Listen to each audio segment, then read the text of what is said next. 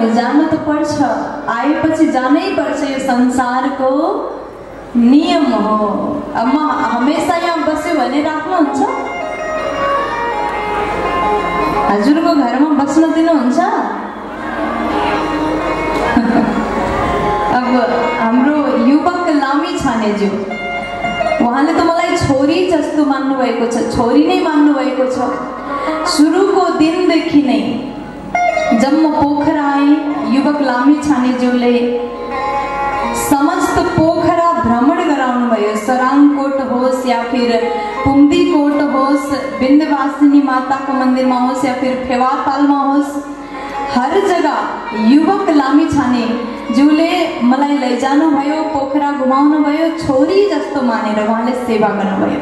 एक बार उहाँको लागि जोरदार ताली बजाउनुहोस्। परम पूज्य श्री विजय कृष्णमूर्ति जी महाराजले पशुपति कोटी होममा पहिलो बार मलाई बोलाउनु भएको थियो, जहाँबाट हजुरहरूले मलाई जान्ने मौका पाउनु भयो। उहाँले पनि यति दिव्य भव्य आयोजन गर्नुभएको छ, कोटी होम। अच्छा, नेपाल देशमा पहिले कहिले सुन्नु भएको थियो कोटी होम? हजुरले थिएन? हजुरको जीवन कालमा पहिलो कोटी होम पशुपतिमा भएको थियो, दोस्रो कोटी होम पोखरामा भइरहेको छ। 100 कुण्डीय गायत्री कोटी होम, विशाल महायज्ञ पोखराको भक्तको लागि यो पावन अवसर हो। हजुरहरू भोलि पर्सि आफ्नो नाति पोताहरूलाई जब बताउनुहुन्छ नि हाम्रो पोखरामा कोटी होम भएको थियो, त्यो समयमा पनि हजुर युट्युबको माध्यमबाट सर्च गरेर देखाउन सक्नुहुन्छ। आजको दृश्य हमेशा रहिरहनेछ। यस्ता पूज्य श्री महाराज श्री कोटी होमका संकल्पकर्ता, यस्तो महायज्ञ पहिले पहिले हामीहरूले भारतमा धेरै देख्यौं, पर नेपाल देशमा पहिलो बार यस्तो प्रकारले कोटी होम लगाउन सक्षम केवल विजय कृष्णमूर्ति महाराज हुनुहुन्छ। उहाँको लागि जोरदार तालीले सम्मान गर्नुहोस्। सज्जन वृन्द, यदि संकल्प भयो भने त्यसलाई पूरा गर्न सकिन्छ। अच्छा, उहाँको जीवनमा जब उहाँले संकल्प गर्नुभयो, विकल्पहरू पनि धेरै आए। गर्ने कि नगर्ने, के गर्दा हुन्छ, विकल्प धेरै थिए। केवल उहाँले आफ्नो लागि गर्नु भएको भए मलाई लाग्छ उहाँ अलरेडी साधन सम्पन्न हुनुहुन्छ, गर्नुपर्ने आवश्यक थिएन। तर समस्त नेपालवासीको लागि, समस्त भक्तको कल्याणको लागि, कलियुगी प्राणीको उद्धारको लागि उहाँले यो विशेष संकल्प गर्नुभएको छ। और उहाँको संकल्पलाई पूरा गर्नको लागि हजुरहरूले साथ दिनुपर्छ। नेपालको इतिहासमा यस्तो कोटी होम हुनु हामीहरूले विरोध गर्न हुँदैन, हामीहरूले कुरा काट्न हुँदैन। जति सकिन्छ यहाँ आएर सहयोग गर्नुहोला। यदि यस्तो कार्यमा हामीहरू सेवा गर्छौं, दान गर्छौं, पुण्य आर्जन गर्छौं भने त्यसको फल हामीलाई नै प्राप्त हुन्छ। भनिन्छ दान गरेपछि हाम्रो धन कम हुँदैन। जति हजुरले दान गर्नुहुन्छ, जति हजुरले सेवा सहयोग गर्नुहुन्छ, त्यसको 4 गुणा भगवान हजुरलाई प्राप्त गर्नुहुनेछ, प्रदान गर्नुहुनेछ। त्यसै कारण आएर सेवा गर्नुहोस्। जति भक्त आए पनि यहाँ भनिएको छ, बार बार उद्घोष गरिएको छ, यहाँ 5 लाख 10 लाख जति भक्त आए पनि यहाँ पर उचित व्यवस्था मानव सेवा फाउन्डेसनले गर्नेछ। हजुरको रिश्तेदार, पडोसी और आफ्नो आफन्त देश विदेशबाट भएको समस्त आफन्तलाई बोलाउनु होला, किनकि यो कोटी होम पोखरामा भयो, काठमाडौँमा श्रावणमा भएको थियो 2081 साल, और 82 मा पोखरामा भयो। फेरि कहिले हुन्छ ठाकुरजी भगवानको इच्छा कब हुन्छ के थाहा। त्यसै भएर आफ्नो आफन्तहरूलाई अवश्य बोलाउनुहोस्। पोखराको इतिहासमा प्रथम बार यस्तो महोत्सव, यस्तो महायज्ञ भइरहेको छ। यो यज्ञको आफ्नो प्रत्यक्ष आँखाबाट हेरेर दर्शन गरेर यो यज्ञको साक्षी हजुरहरू सबैजना बन्न म बारम्बार निवेदन गर्न चाहन्छु।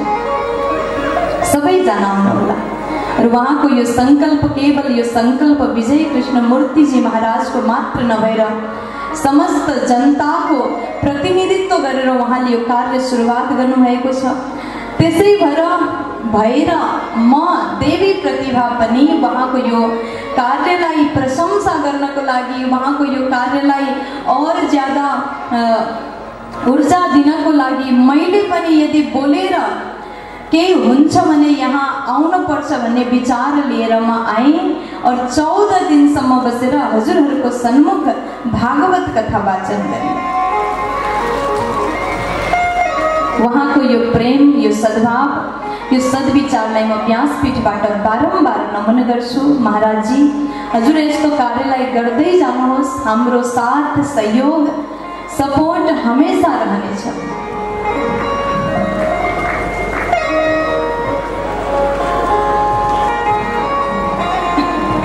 और हिजो भारतबाट श्री आचार्य महामण्डलेश्वर कैलासानंद गिरिजी महाराज जी को सुंदर शुभागमन यो संदेश हामीलाई प्रदान गर्छ। पूज्य महाराज श्री को आगमन जब कोटी होम को शुरुआत में भयो, इसको अर्थ हो कोटी होम को नींव जग जो है एकदम बलियो भइसक्यो। जब जग बलियो हुन्छ त्यसमा जति तल्ला थपे पनि आँच आउने वाला छैन, नींव बलियो भइसक्यो। त्यसै कारण हजुरहरू समस्त सनातनी हिंदू धर्मावलम्बी यहाँ आएर आफ्नो धर्मको रक्षाको लागि, आफ्नो सनातनको लागि अवश्य पाल्नु होला। और कोटी होम सुरुवात भएको छ, 40 दिनसम्म चल्नेछ। नित्य प्रति आएर हवन कुण्डको दर्शन, यज्ञ नारायण को दर्शन अवश्य करने वाला। प्यार से बोलो, थोड़ा जोर से बोलो ना, मस्ती में बोल दो ना, बाहर वालों बोलो ना, भीतर वालों बोल दो ना। ए मेरी आमा मज्जाले बोलो ना। भगवान कृष्ण को 8 विवाह भइसक्यो। अब एक बार भगवानले विचार गर्नुहुन्छ, समस्त रानीहरू कहिले कहिले रिसाउनुहुन्छ, तर रुक्मिणी मैया सबसे प्रथम विवाह उहाँसँग भएको थियो। आजसम्म रिसाउनु हुँदैन। तो एक बार करहिची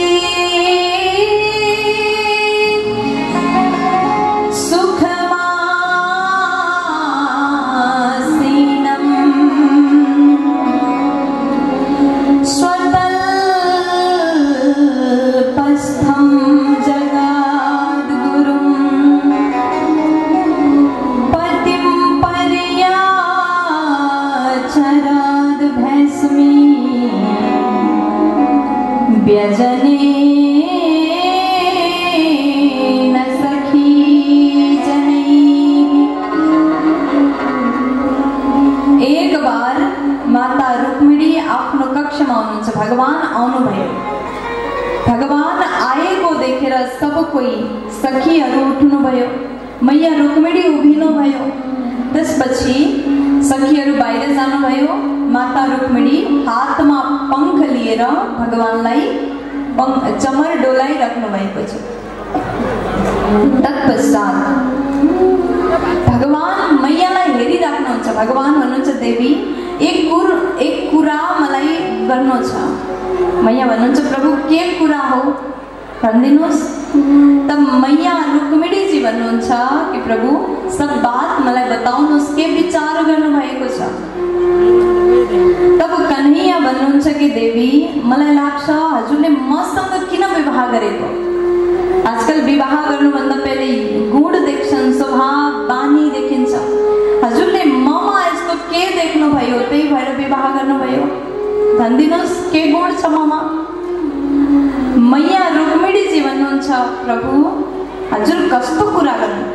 अच्छा आज भगवान भन्नुहुन्छ कि देवी हजुरको और मेरो जोडी नै मिल्दैन, जोडी मिलेको छैन। अब आजकल यदि हजुरको पतिले हजुरको विवाह भएको 10 वर्षपछि 2-4वटा बच्चा भइसकेपछि यदि सवाल गर्यो तिम्रो मेरो जोडी मिल्दैन भने कस्तो लाग्छ? मन पर्छ? पर्दैन। आजकलको माताहरू भएको भए त तुरन्त बेलन उठाएर पिट्नुहुन्थ्यो होला, लेकिन मैया रुक्मिणी केही पनि बोल्नु भएन। त्यसपछि भगवान भन्नुहुन्छ ममा के देखेर विवाह गरेको? समुद्रको शरणमा आएर लुकेको छु। मान्छेहरू भन्छन् गाई चराउने वाला, माता पिताको पनि ठेगाना छैन। कोही भन्छन् देवकी वसुदेवको छोरा, कोही भन्छन् नन्द यशोदाको छोरा। सबैजना मलाई चोर भन्छन्। ममा के देखेर विवाह गरेको? देवी यदि हजुर चाहनुहुन्छ भने अहिले पनि शिशुपाल इन्तजार गर्दैछ।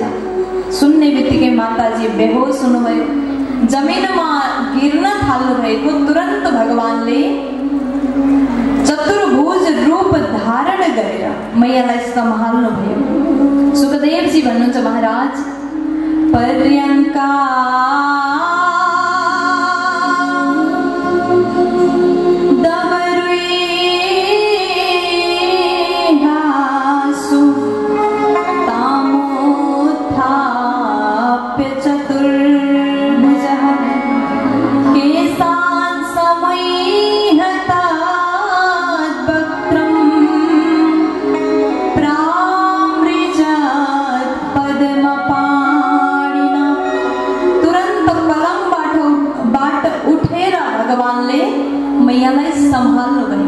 चतुर्भुज रूपमा एक हातमा मैयालाई सम्हाल्नु भयो, अर्को हातले केश पछि सार्नु भयो, अर्को हातले पसिना पोछ्नु भयो, अर्को हातले पंखा गर्नु भयो।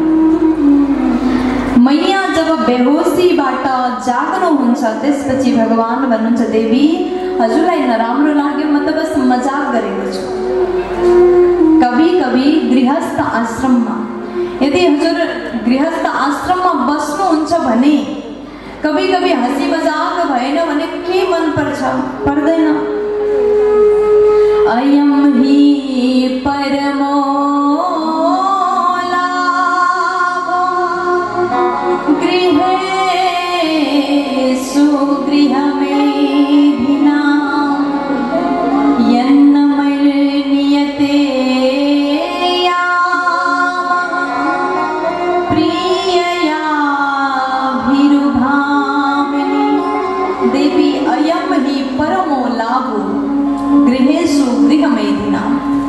गृहस्थ जीवन को यही लाभ हो। यदि हजुर आफ्नो गृहस्थ आश्रममा हुनुहुन्छ और मुख लटकाएर कोनेमा बस्नुहुन्छ, मुख फुलाएर बस्नुहुन्छ, 24 घण्टे क्रोध गर्नुहुन्छ भने हजुरको गृहस्थ आश्रम नराम्रो हुन्छ।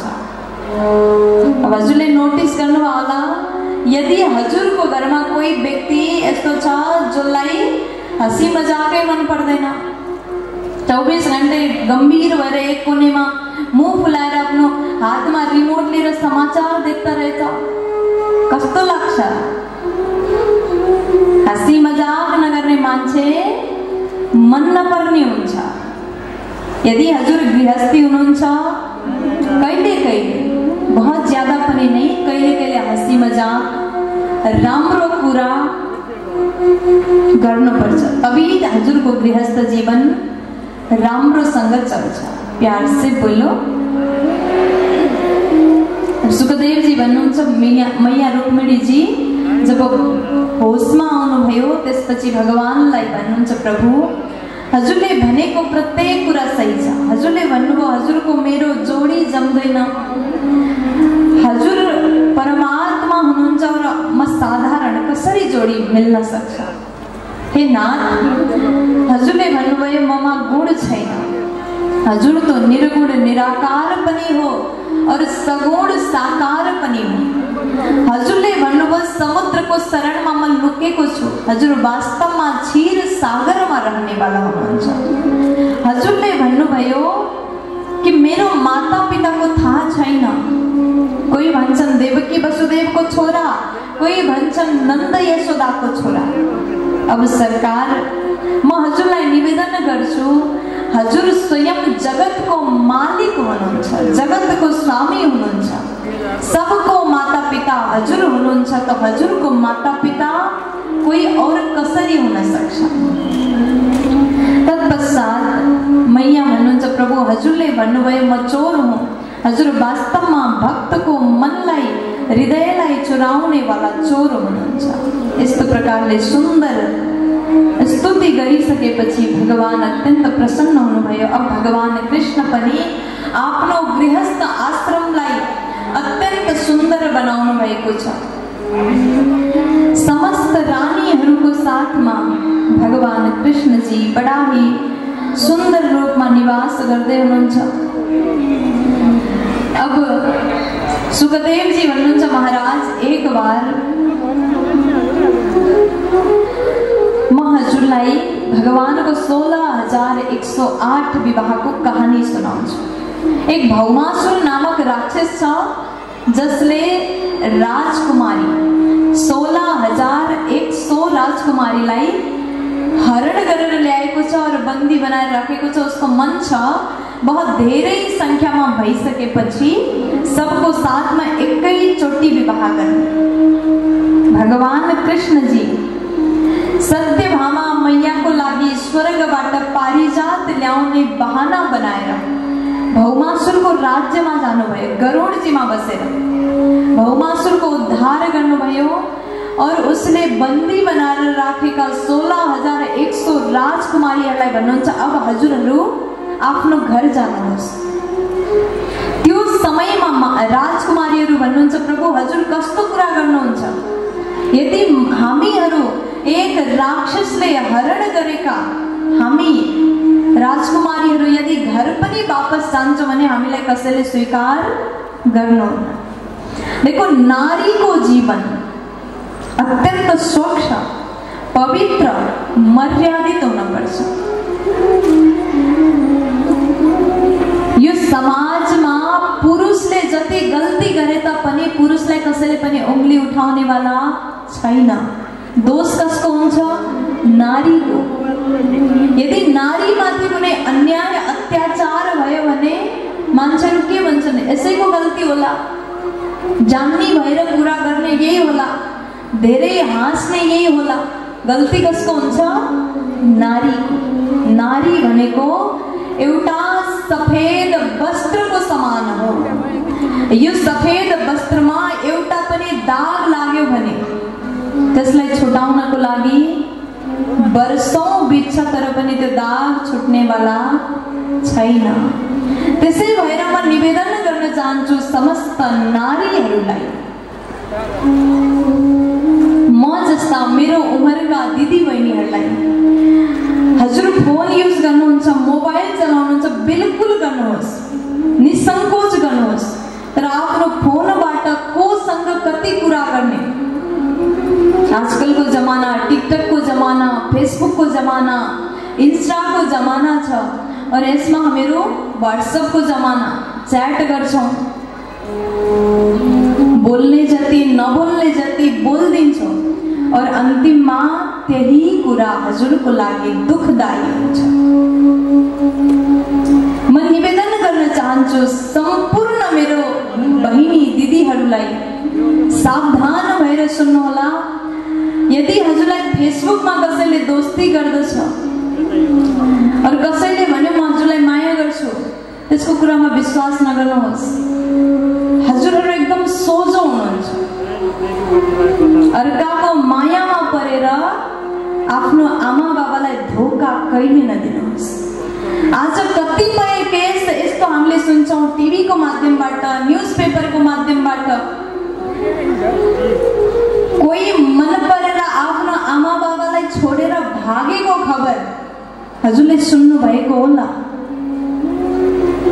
यहाँबाट बोल्न उचित हुँदैन तर पनि हामीले बोल्दा कई हदसम्म हाम्रा दिदीबहिनीहरूले म जस्ता उमेरका मेरो दिदीले बहिनीहरूले बुझ्नुहुन्छ कि भनेर म बोल्ने कोसिस गर्छु।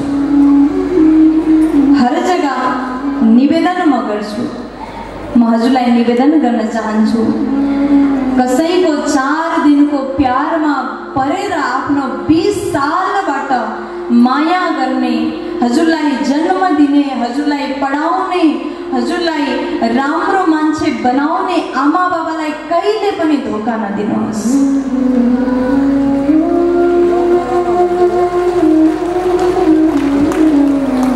और आजकल यदि छोरीहरूलाई भनिदियो थोरै कम बोल है, बाहिर जाँदा आफ्नो ख्याल गर, सबैजना राम्रो हुँदैनन्।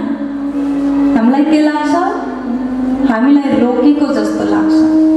अरे मेरो भाइ मेरो दाई बाहिर जति समय रातसम्म बस्दा पनि भयो, और म शाम हुने बित्तिकै घरबाट 4-5 फोन आउँछ, छोरी कहाँ आइपुग्यो?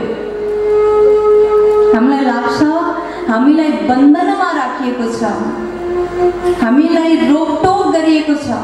तर त्यस्तो कहिले पनि होइन। जब छोरी घरबाट बाहिर जान्छन्, आमालाई पुरा दिनभर चिन्ता हुन्छ।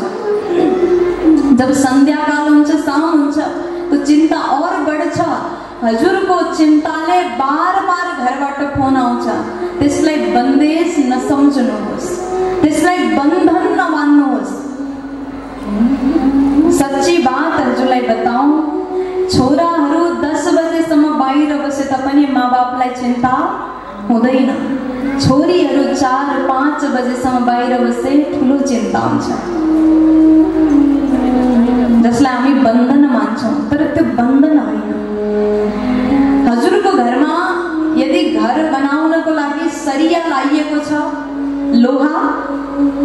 लोहा बुझ्नुभयो? फलाम ल्याइएको छ, त्यसलाई हजुरले कहाँ राख्नुहुन्छ? कहाँ? छतमा, बाहिर, रोडमा, चौरमा। फलामलाई हजुरले बाहिर राख्नुहुन्छ और निश्चिन्त भएर घरभित्र सुत्नुहुन्छ। यदि हजुरको घरमा सानो हिराको एउटा सानो टुक्रा पनि आएको छ भने कहाँ राख्नुहुन्छ त्यसलाई? कहाँ? बाहिर रोडमा होइन, भित्र तिजोरीमा सुरक्षित रूपमा ताला चाबी लगाएर हिरालाई भित्र तालामा राख्दछौँ सुरक्षा गरेर। त्यस्तै भनिन्छ पुरुष भनेको, छोरा भनेको लोहा समान, फलाम जस्तो बाहिर राखे तापनि भय हुनेवाला छैन। और छोरी भनेको तो हीरा हो प्यारे, हीरालाई कसरी बाहिर छोड्ने? आमा बाबाले छोरीलाई हीरा समान, कोहिनूर मानेर भित्र सुरक्षित रूपमा राखेको हुन्छ, जसलाई हामी बन्धन मान्छौँ। जुन छोरी आमा बाबाले देखाएको मार्गमा बाटोमा चल्छिन्, जीवनमा उसले ठोकर खानु पर्दैन, जीवनमा दुःख आउने छैन। त्यसै कारण आमा बाबाले देखाएको मार्गमा चल्नुहोस्। हामीलाई लाग्छ हाम्रो आमा बाबाले कति टर्चर गरेको, तर त्यस्तो होइन। सम्झाएको कुरा सम्झिनुहोस्, बुझाएको कुरा बुझ्नुहोस्। जति पनि आमा बाबाहरूले गर्नुहुन्छ त्यो केवल हजुरको लागि। और नारीको जीवनमा चरित्र भन्दा ठुलो केही पनि छैन। यदि चरित्र गयो तो जिन्दगी गयो। पैसा यदि गयो भने त्यसलाई दुबारा कमाउन सकिन्छ, घर भत्कियो भने दुबारा बनाउन सकिन्छ। यदि कसैको चरित्र बिग्रियो भने त्यसलाई दुबारा जति कोसिस गरे पनि कमाउन सकिन्न। त्यही भएर सबसे महँगो चीज भनेको चरित्र हो, जसलाई सम्हालेर राख्नुहोस्। प्यार से बोलो।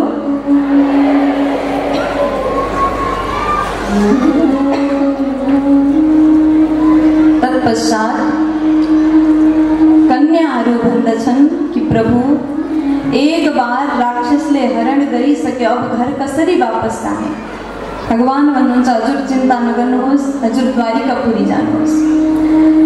सम्पूर्ण रानीहरू राजकुमारीहरू द्वारिकापुरी गए और भगवानले सबैको साथमा एक साथ विवाह गर्नुभयो। इस प्रकार भगवान को 16,108 विवाह भयो। बोलिए द्वारिकाधीश को आज को आनंद को। अब तत्पश्चात भगवान कृष्ण जीले इंद्रदेव संग युद्ध गरेर पारिजात को पेड़ ल्याउनु भयो, सत्यभामा को आँगनमा लगाउनु भयो। अगाडि विविध प्रकारका कार्य द्वारिकामा भगवानले गर्नुभयो। उसके बाद भगवान कृष्ण जी महाराज भगवान का प्रत्येक रानीबाट 10-10 संतान भए। विशाल यदुवंश को विस्तार सुखदेव जीले राजा परीक्षितलाई सुनाउनुहुन्छ। नृग राजा माथि कृपा भगवानले गर्नुभयो। बच्चाहरूलाई आफ्नो सन्तानलाई सुन्दर उपदेश दिनुभयो। अब उसके बाद में अन्य विविध कथा प्रसंग चर्चाहरू श्रवणपान गराउँदै श्री सुखदेव जी महाराज राजा परीक्षित जीलाई सुदामा जी को पावन चरित्र सुनाउनुहुन्छ।